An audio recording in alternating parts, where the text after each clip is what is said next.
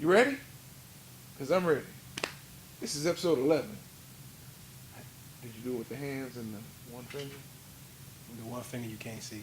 Wow. Because it's hidden behind the shades or somewhere else. Welcome to the Fighter Share Report. This is episode 11. It is. This is the Badger. This is Brew.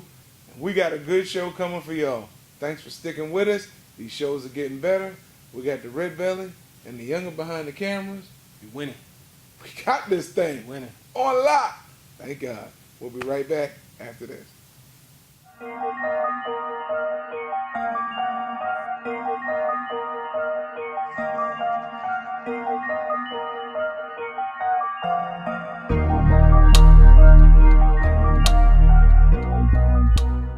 Welcome back on the Fighter Share Report. This is episode 11. Oh man, this is getting good. We're getting into the thick of it now. Bro, we've been into the thick of it. I I got a question though. Here we go. Yes. How many times you gonna say episode 11? Just curious. It's like the fourth time you said it. Really? Not keeping count. And this is just round one. There we go. So he's keeping count, just like he did with Steph Curry with his threes. And sorry. Yeah. Shout out to the Stop it. Spurs. This segment is from the cheap seats. Yes, The sir. cheap seats.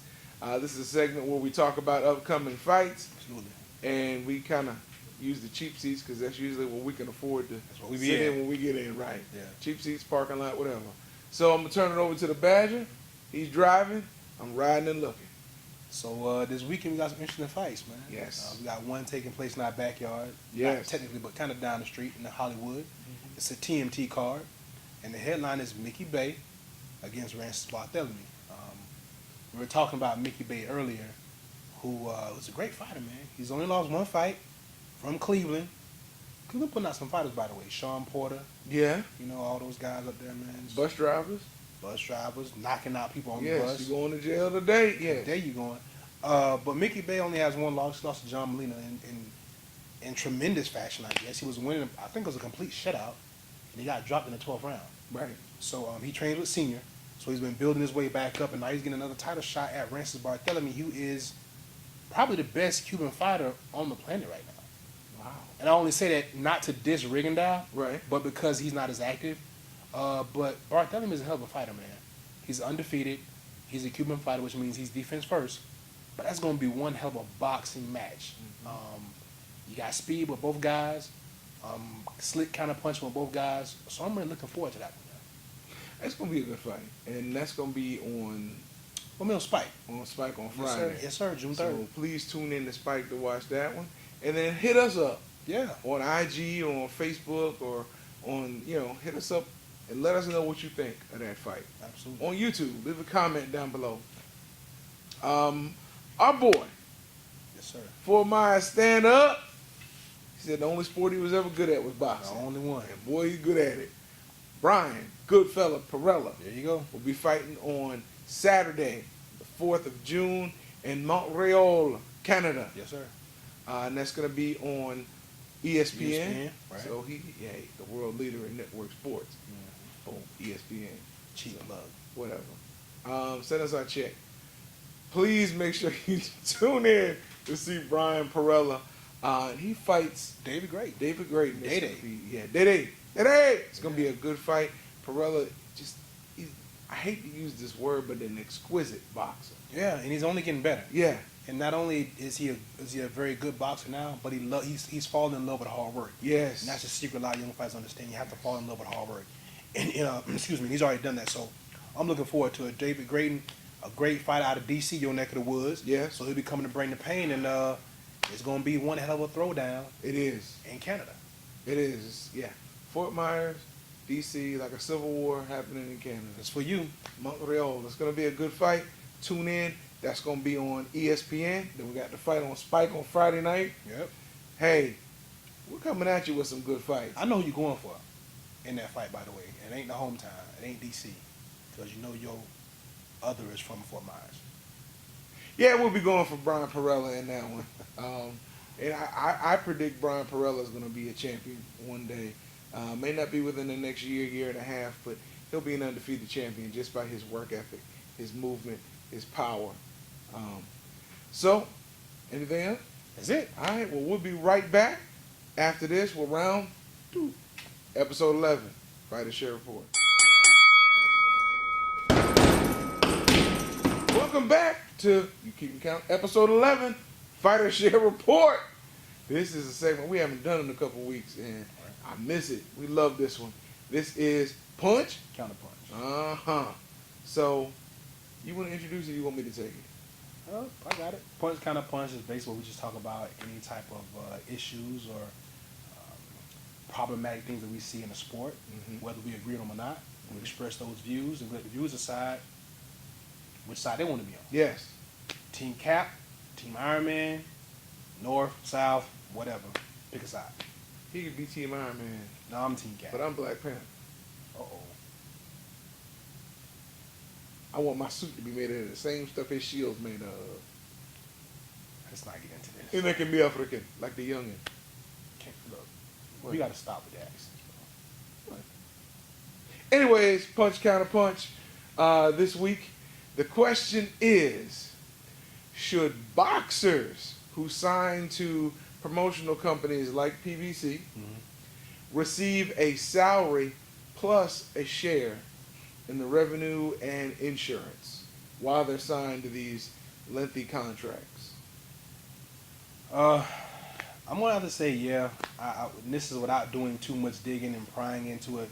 But I will say this. For the elite fighters that are getting paid 6 and 7 figures, hey, you can survive off fighting once a year. But if you're making 10, 11, 12, 13, or even less, $1,000 per fight, when you break that down and you're only fighting twice a year over the course of 24 months, or 12 months, I'm sorry, that's minimum wage. That's not nearly enough money. On top of that, if you make it mandatory that fighters have insurance, then I mean that does also help the fighters out, because you look at stories like Emmanuel Augustus and guys that have taken tremendous beatings and given so much to the sport, yet have received nothing in return. So I'm in favor of that, but that will be problematic because at the end of the day, what it will do is cut down severely on persons. So you'll fight, yeah, and So you'll what side are you on? Well, I'm on the side for it, but I'm just saying that, at the end of the day, you won't see a lot of those big paydays anymore. Okay. For the fighters who have issues with not getting a share of this, they're not getting the paydays anyway, bro. So I'm saying, no, we don't need it. If you want fairness, if you want benefits, get a corporate job. This is the sweet science. You get in the ring, you know the risk. You take damage in training, you take damage in the amateurs, so you know what's going to happen. If you want the big payday, win. Win impressively. And then invest your money wisely. So if you're going to give them anything, give them financial education. Make that mandatory like they do the rookies in the NFL. Do something that way. But, you've got promoters like we know, like Joey. Right. Joey couldn't afford to do that, but then Joey's also not signing people to promotional contracts. There you go. It's a horse of a different color. Yeah. I do understand what you're saying in regards to just win, baby. To quote Al Davis again for like the third week. Las Vegas Raiders, baby. But no, that's not the way it should go. I mean, every other sport has some type of financial situation set up for their fighters. They have insurance. Boxing, in essence, will need some type of union. They will need someone to protect them because, again, for every fighter we're talking about that makes the big bucks, there's a lot of guys that are on their way, that are getting there. They just aren't there yet, but they're on their way. We know a lot of those guys. We But talk that's to them every all week. sports. You look at the NFL, you're not vested until you're in there 5 years. But you're vested. After 5 years. Your boxing career would take you about 5 years before you get to where you want to be in the first place. Right, and in 5 years, you should have enough money to start putting stuff away. If you don't, that's your fault. I don't know. I mean, you talk about it, but this is a shady business, and everybody doesn't have or can afford the luxury of having people to watch their backs. Every other business, every other sport is shady. Ladies and gentlemen, we're not going to be able to settle this tonight. We want you to comment below. Let us know how you feel. Since I'm right, we'll be right back with Watchlist on episode 11, Fighter Share Report. Welcome back to the Fighter Share Report. This is episode 11. I said episode 11 again. No matter, go ahead. Round 3. Tres. Trois. Right? Espanol Francais. Rosetta Stone, baby.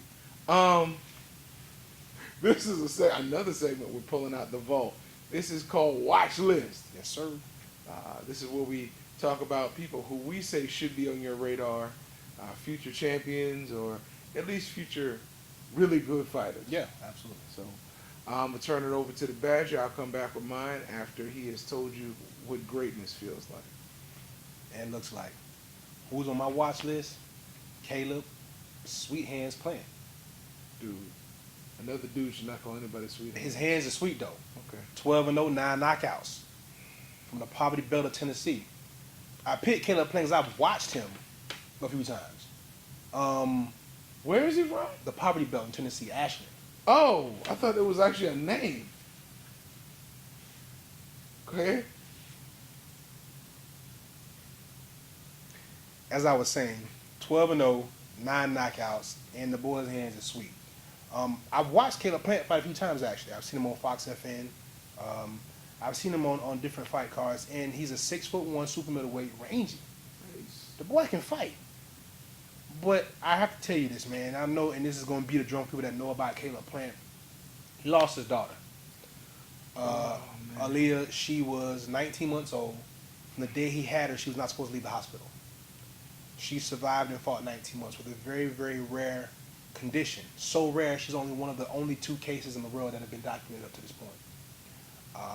At the age of 22, you can only imagine what that's like as a very young man and as a very young parent. So this watch list, as much as I want to talk about how great of a fighter this guy is, in the ring, you got to be able to give him credit for being a hell of a father and a fighter and a fiance and outside of the ring. I'm not going to get too much into it because, you know, like I said, he did lose his daughter, so the ends justify the means. You know what happened. But being able to have the resolve and the discipline and the hard work and the perseverance to go through something like that is amazing. So I'm actually looking forward to going down and seeing him on June 3rd, man. He's going to be fighting down there in the Hard Rock. And I'm looking forward to seeing him, man, along with LaTondra Jones and other TMT fighters. It's going to be a good one, man, but I want to see Plant. I want to see that raw power they say he possesses because I think the guy got something. I think he's special, man, so we'll see. Pulling for you, Caleb Plant. Really pulling for you. Anybody that has to endure that, pulling for you. Wow, that kind of hit me. Dealing with my pick for watch list is Mr. Michael, Mykal Fox. So ethnic. Michael Fox. That's right. Forestville, Maryland. Stand up. 6'3.5" fighter. Fights in the 135 pounds. Yeah, lightweight. Lightweight, rangy, long. Just 6'3.5", bro. Yeah, and he's like 10. No. He looks 10. But I think he's 20. Oh, okay. 19. But his record is 9-0 with 2 KOs. He's learning to really develop and utilize his power. He's able to find his range early. He's able to outpoint you. And now that he's finding his power, he can sit down on it. Okay.